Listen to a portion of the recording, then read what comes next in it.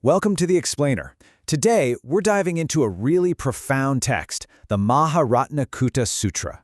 We're going to unpack one of its most powerful ideas, how a spiritual warrior gears up for what is really the greatest quest of all.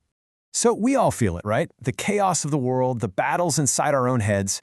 Well, this ancient text gives us a framework for that. And it's not about escape, it's about deep engagement. Think of it as a spiritual toolkit for navigating life with some real courage and clarity. Okay, let's get into it. So here's our roadmap. We're going to look at this journey in 4 parts. First, what's the quest all about? Then, what's the essential gear you need?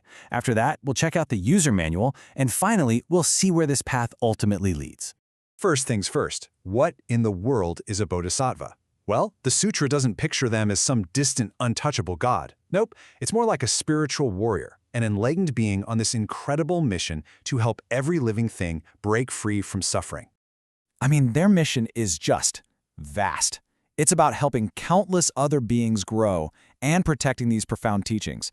And get this, the text says they do all of this without a single thought of being tired or worn out.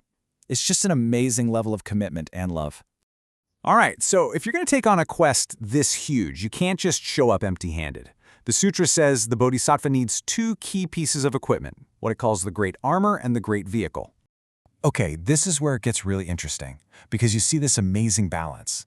The great armor, that's your wisdom. It's your internal defense system, right? It protects your mind.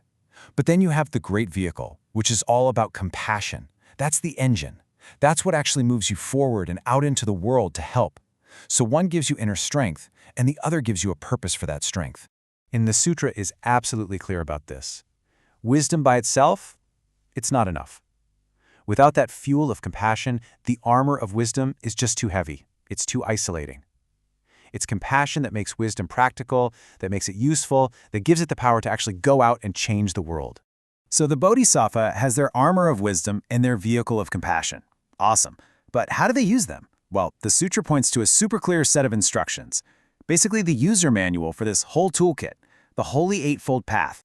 Now this isn't just some checklist you tick off. These 8 things are all interconnected. They're a whole system for living. It covers everything, from how you see the world, to what you think, to how you act. And when you put them all together, that's how you develop both that sharp clarity of wisdom and a huge capacity for compassion.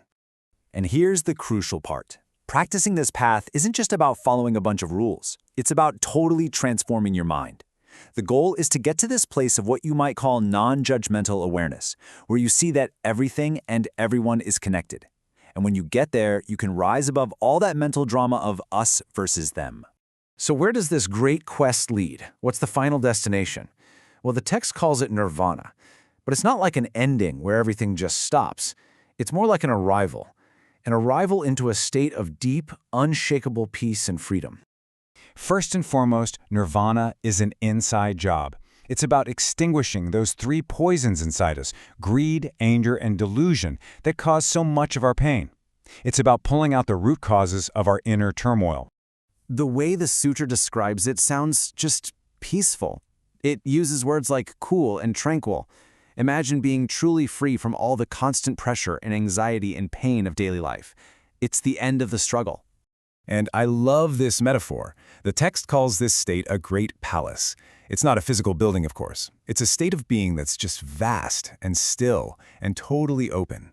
Like the sky. It has no owner, no one's in charge. It's this boundless space of total freedom and peace. And from that place, a bodhisattva can be of the greatest possible help to everyone. You know, at the end of the day, what this text is suggesting is that this whole path of the spiritual warrior, it isn't just for some ancient, legendary figures. It's a timeless model for every single one of us. It's a call to build our own inner armor of wisdom and to power our lives with a compassionate drive to make a difference. That journey is right here, and it's ours to take.